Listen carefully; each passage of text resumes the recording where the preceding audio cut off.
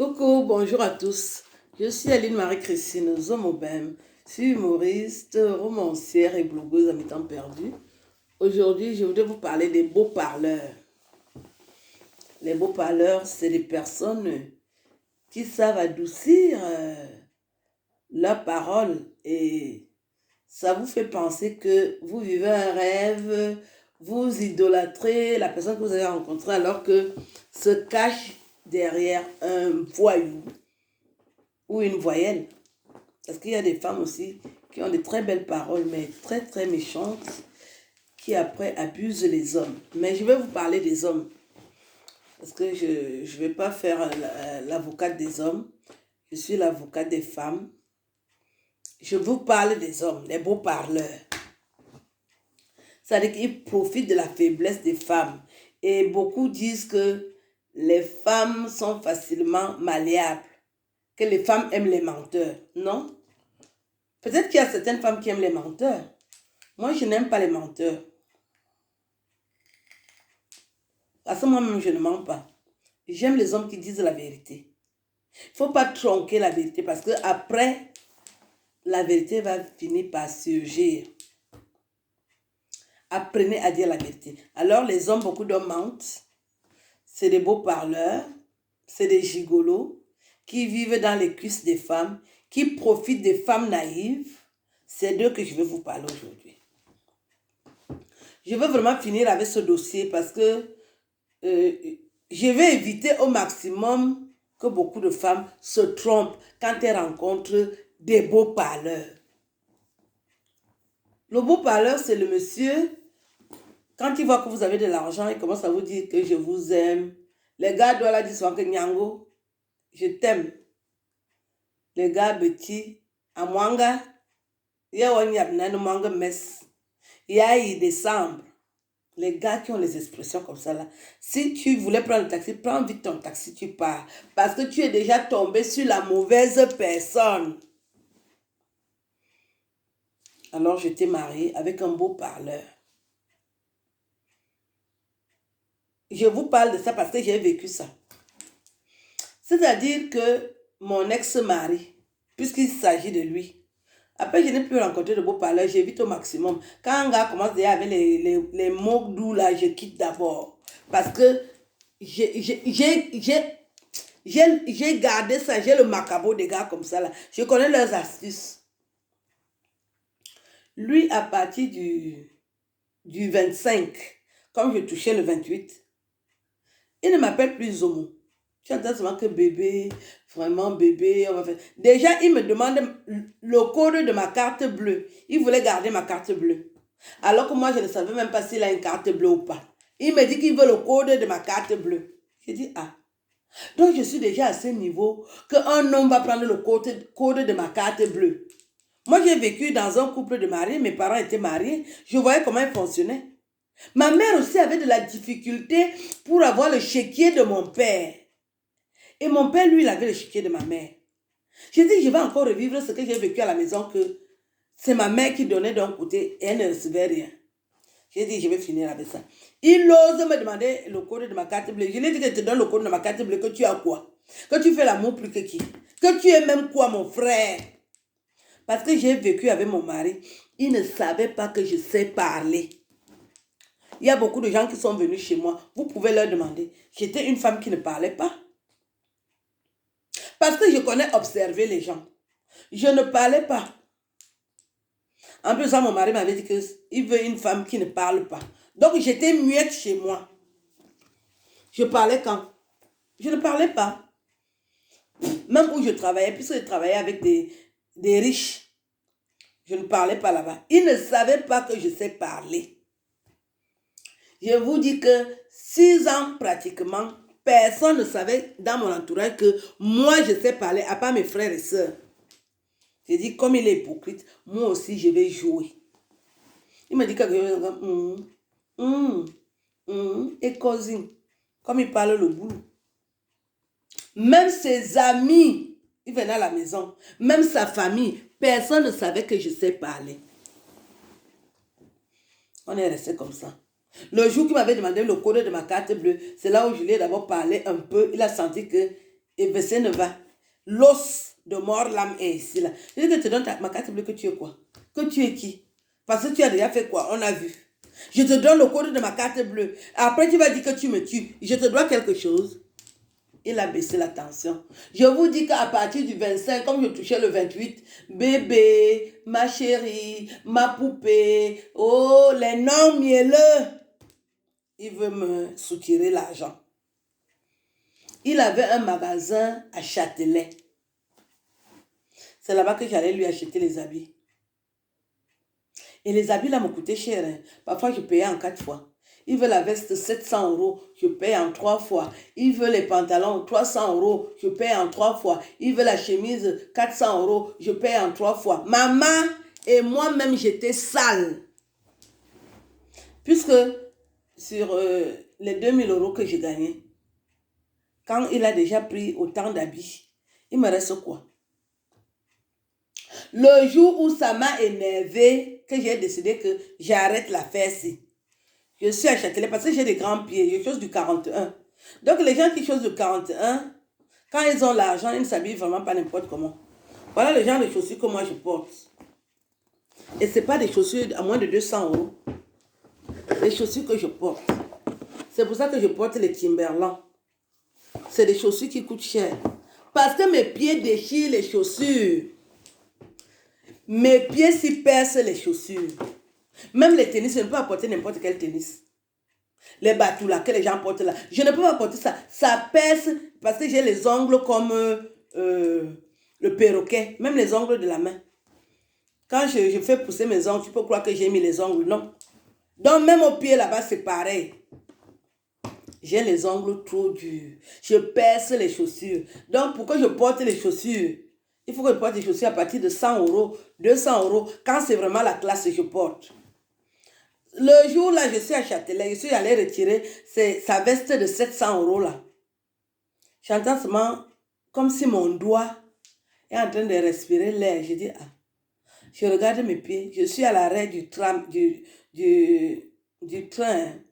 Le doigt est déjà dehors. J'ai seulement commencé à pleurer, dit, hé Seigneur, quel est ce calvaire? Je touche près de 2000 € et j'ai les doigts qui sont dehors à Châtelet. Je ne peux plus m'acheter les chaussures parce que j'ai déjà acheté pour l'homme. Est-ce que je vais m'en sortir avec la vie, si Seigneur? C'est quelle qualité? Les hommes pratiquent. Mon ex-mari pratiquait beaucoup. Faites attention aux gars, les gigolos. Ils pratiquent trop. Le gars était parti m'attacher, c'est lui-même qui sait. Tout mon argent, je lui donnais ça. Et moi-même, les chaussures sont percées. J'ai commencé à pleurer à Châtelet. Ce jour-là, il y a un de mes collègues qui m'avait donné 100 €. C'est là où j'ai dit, ah, il faut déjà que je commence à bien m'habiller. Comment je peux travailler 2000 €? Et ça finit, si je finis de payer la maison, j'achète à manger, je paye l'électricité, je n'ai plus 5 francs. L'argent est hypothéqué, ma carte, mon chéquier était à Châtelet. Monsieur part seulement à Châtelet, il prend les chemises. Toujours bien habillé. Est-ce que vous le voyez encore bien habillé aujourd'hui? Ne venez pas mentir sur ma vidéo. Est-ce qu'il s'habille encore bien? Qui? Quelle fille? C'est n'importe quelle femme qui peut faire le sacrifice là. Je me disais, c'est mon mari, il faut qu'il soit frais. Quand il va aller faire les spectacles, quand il va se ramener l'argent là-bas, on va partager. Macam, tout pour lui, rien pour les autres. Après 4 ans, j'ai ouvert les yeux. Le ngrimba ne marchait plus. J'ai commencé à lui parler mal. Un jour, il a invité ses amis. Comme il avait dit qu'il n'aime pas que je parle. Donc, il discute avec ses amis. Et son ami là, on s'entendait bien. Son ami là était avec sa femme. Donc, quand la femme me parle, moi, je dis comme ça. La femme dit, mais Aline, pourquoi tu ne parles pas? Je dis, alors que maman, mon mari a dit que je ne dois jamais parler. Il n'aime pas les femmes qui parlent. La femme me dit que quoi? Mon mari peut me dire ça là où il est là. Tu es né où? Je dis que je suis né en France. Elle dit, tu as les papiers français. Un homme vient t'interdire de parler. Un homme à qui tu as donné les papiers. Je dis que maman, je n'ai pas envie d'entendre que c'est moi qui a gâté mon foyer. C'est pour ça que je digère le macabo là. C'est rouge, ça gratte même. Mais peut-être qu'il a la chance qu'on va aller jusqu'au bout. Mais moi-même, j'en ai déjà marre que quand vous discutez, je suis seulement là, je ris ou je vous écoute alors que je sais parler. La femme là m'a formaté le cerveau. Pardon, tu es où? Quelle qualité? Lui, il parle pourquoi? Bon, voilà, alors, ils engagent encore une conversation. J'ai pris la parole. Ils étaient tous étonnés que... Donc, je sais même parler français. J'ai commencé à parler. J'ai développé le sujet. J'ai conclu. Écoute, alors, mon ex-mari, qui t'a dit de parler? Maman! Je me suis levée, je lui ai donné une atouille. Atouille! 2 gifles. J'ai dit, tu vas encore faire que quand je suis en public, tu ouvres tes larges fesses pour me parler. Atouille! Là, c'est bon, fait ça. J'ai dit, c'est ça que tu voulais. Depuis ce jour-là, je suis devenue libre de parler. Il me dit de ne pas parler et Selemba, il me dit de ne pas parler. Je lui ai dit que tu es où? Là, vous pratiquez sur les enfants des gens pour les transformer en esclaves. Au 21e siècle, c'est toi qui as le droit de parler. Un homme que j'ai donné les papiers.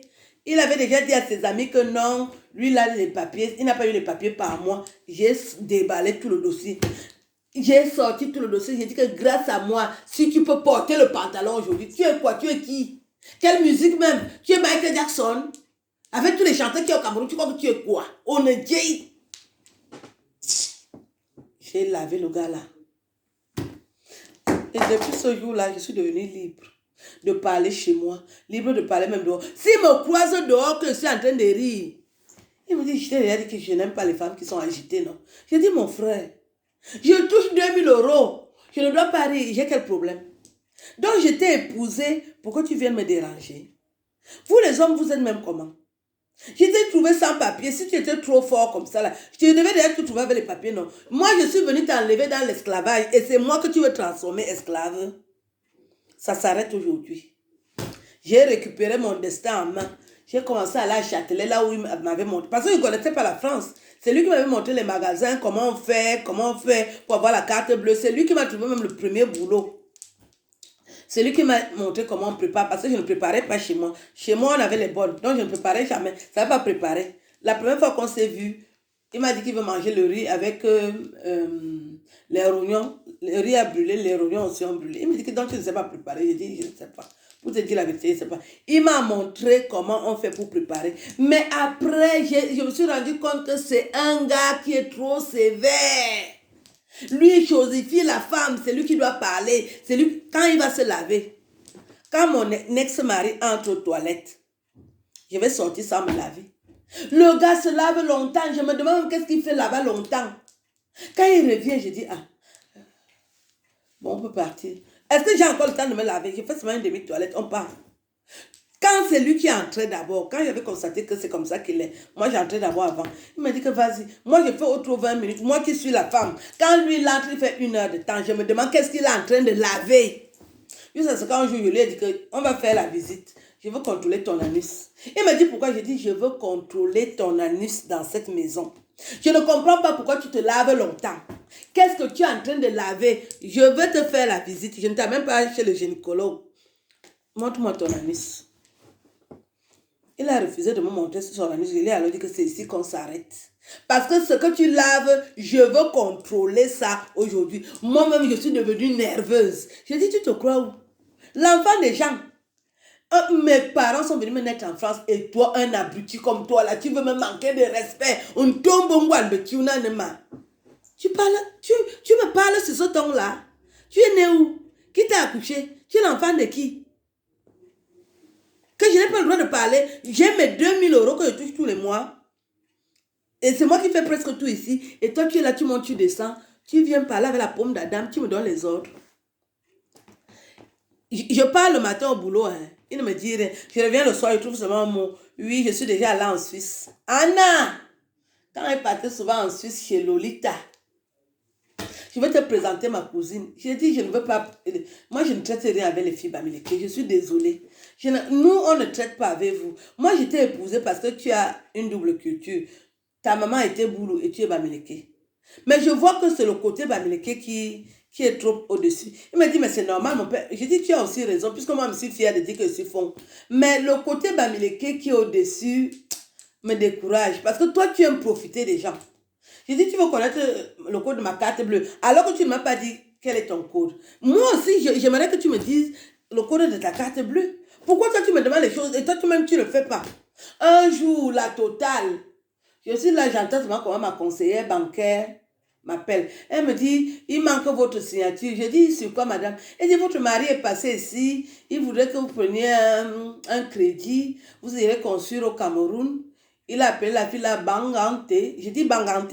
Elle dit, oui, il manque seulement votre signature parce que lui, il a déjà signé partout. J'ai dit, ok. Le gars, c'est pas déjà prendre les crédits. C'est moi qui travaille et c'est ma banque. Lui, le gars avait déjà embrouillé ma conseillère ou bien sorti avec ma conseillère. La conseillère voulait déjà lui donner un crédit de 50 000 € sur mon dos. Je l'ai appelé, je lui ai dit, allô? J'ai dit, ton problème, c'est quoi? J'ai parti parler quoi avec ma conseillère. Mais tu sais que bon, il faut qu'on aille construire à Banganté. J'ai dit, tu es sûr que je vais vieillir avec toi? Moi, je vais vieillir avec toi là où tu es là. Tu m'interdis les choses que toi-même tu fais. Le fait que tu m'avais interdit la parole, là, ça ne m'a pas plu. Moi, je ne vieillis pas avec toi. On va s'arrêter ici à Paris. On se connaît en France, on s'arrête aussi en France. Je n'irai nulle part avec toi. J'ai mieux à faire. J'ai mieux à faire. Dès que je veux parler avec ma famille, il dit non, non, non, ta famille est trop méchante. J'ai passé plusieurs années sans parler avec mes frères et sœurs à cause de lui. Un jour, une amie me dit que, mais j'avais une amie qui était quoi? Mayotte. Oh, non, pas Mayotte. Comment on appelle les pays là? Hein? Cap-Verdienne. Elle me dit que ces jours-ci, tu me parles de ton mari. Il faut faire pipi sur tout ce que tu vois comme nœud chez toi. Elle me dit, commence à fouiller. Quand vous êtes chez vous, même si vous êtes marié, mettez souvent la main au-dessus de la porte. S'il y a un peu d'espace, les hommes cachent les remèdes là. J'ai mis comme ça trois nœuds sont tombés, les nœuds que les wadios attachent là. Ok, j'ai pris ça, elle était au boulot, j'ai fait pipi dessus. C'est là où j'ai commencé à me révolter. J'ai mis la main dans notre chambre, je pose seulement la main comme ça, s'il ne tombe. C'est là où le gars me tenait que je n'avais pas la parole chez moi. Et c'est moi qui avais les papiers.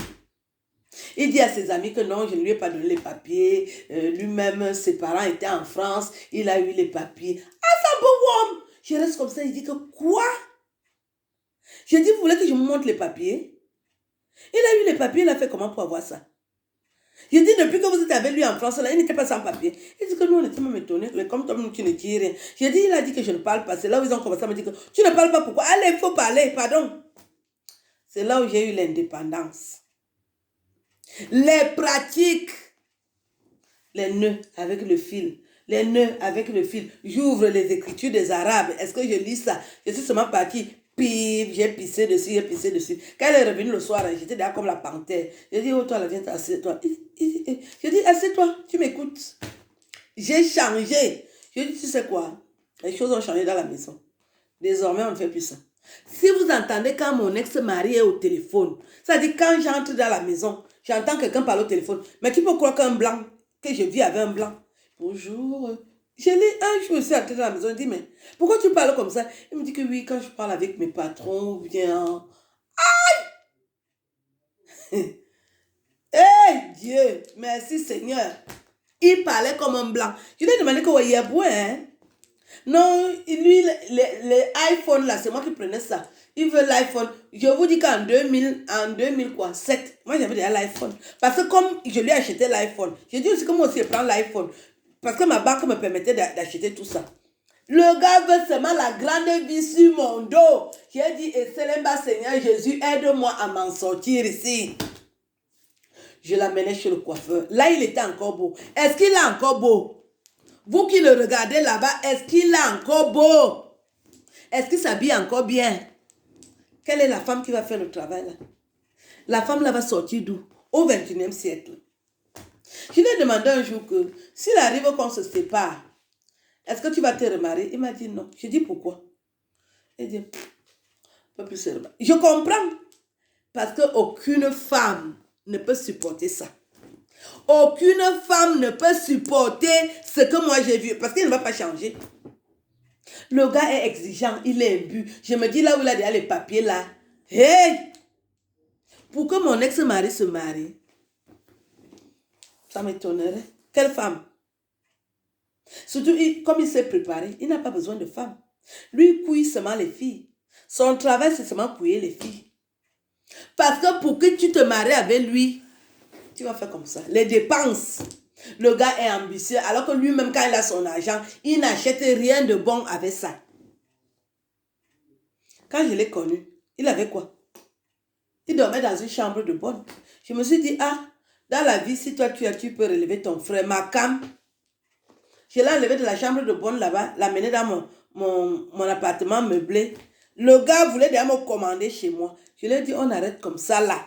C'est pour ça que je suis partie de mon foyer. Je suis partie de mon foyer avant le temps qu'il avait mis que j'ai quitté le foyer conjugal. C'est une infraction. Je suis partie parce que je ne voulais plus le sentir. Je ne voulais plus le sentir. Il faisait tout pour arriver tôt, pour prendre le courrier. C'est lui qui avait la clé hein, de la boîte aux lettres. Moi, je n'avais pas la clé de la boîte aux lettres. Parce que moi, je disais que bon, voilà, on est dans un couple, c'est pas la peine. Non, quand j'ai senti qu'il y a le vice dedans, il prenait les clés de la boîte aux lettres parce qu'il recevait des courriers. Un jour, je lui ai dit que donne-moi aussi un peu la clé de la boîte aux lettres là. Où on fait le double. Et on a fait le double, je crois. Je suis arrivée avant lui, j'ai ouvert le courrier. Je vois 3 courriers que je ne connais pas. Je regarde l'écriture, je vois l'écriture des femmes. Et c'est à son nom. Je fais 3 jours, il ne parle pas. Quand en partant au boulot, j'ai ouvert les courriers. Un courrier, 400 €. L'autre, 500. L'autre, si c'est 300. Ah. Donc le gars s'est fait... Donc les femmes envoient l'argent au gars depuis là. J'ai gardé l'argent. Pendant plus de 2 semaines, il ne m'a pas demandé. Je voyais seulement qu'il était anxieux. Il dit, il y a eu le courrier. J'ai dit oui. Mais tu n'as pas eu de courrier. Il dit, ah bon? C'est-à-dire que le gars là te tue, il vient aussi à ton deuil. Hypocrite à souhait. J'ai dit celui-ci, comme moi je ne suis pas hypocrite, je vais finir avec lui un genre, ce sera l'effet divers. Mieux vaut je le laisse continuer sa vie. Comme il voulait les papiers, je lui ai donné les papiers. Je vais voir ce qu'il va faire avec les papiers. Moi voici, je suis dans mon salon en cuir. Manandadiam, est-ce que toi tu es à la maison? Là où tu es là, j'ai ton A0. Tu vis dans les maisons des gens. On chasse ici aujourd'hui, on chasse ici demain. À cause de ton comportement, je t'avais bien dit que toi là, tu es venu prendre les papiers, voici les papiers. Je vais voir ce que tu vas faire avec ça. Ndanyameni, à mon nom. J'ai le blanc, mon frère. Quand sa grand-mère était en vie, et la grand-mère, elle lui dit, mon petit-fils, tu as déjà beaucoup souffert en France.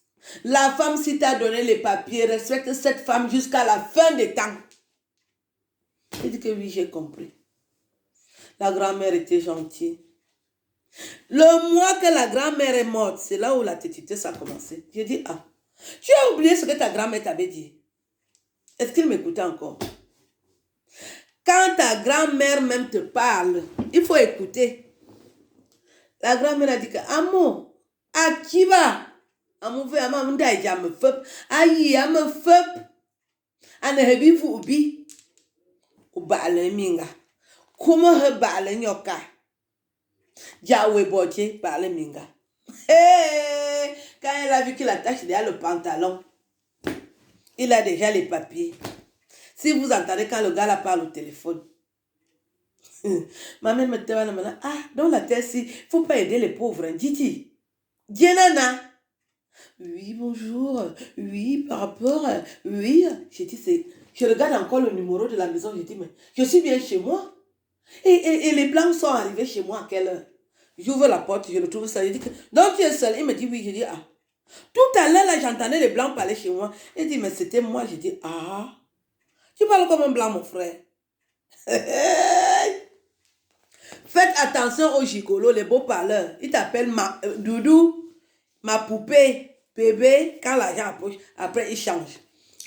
N'oubliez pas d'acheter les gants. C'est très important. Parce que la pandémie, là, on doit gérer ça jusqu'à la fin. Moi, comme je suis très connue, il y a beaucoup de gens qui veulent me saluer. Donc, désormais, moi, je n'ai que mes gants. Ça va m'éviter beaucoup de microbes. Les gens qui ne nettoient pas leurs fesses là avec le papier hygiénique, qui essuient les fesses avec les mains, vous savez qu'il y a des gens comme ça. Donc, moi, je vous attends avec ça. Vous venez me saluer avec ça, ça reste sur les gants. Après, je rentre, je jette. Même le masque. Les gens qui ne se brossent pas les dents là. Moi, j'ai fini avec vous. Les faux dragueurs. Vous voulez me draguer, vous ne vous lavez pas. J'ai fini avec vous. Je mets mon gant et puis pangala, c'est tout. Je vous souhaite une belle journée. Depuis mon salon, hein. D'accord? Je vous parle depuis mon salon. Bonne journée, au revoir.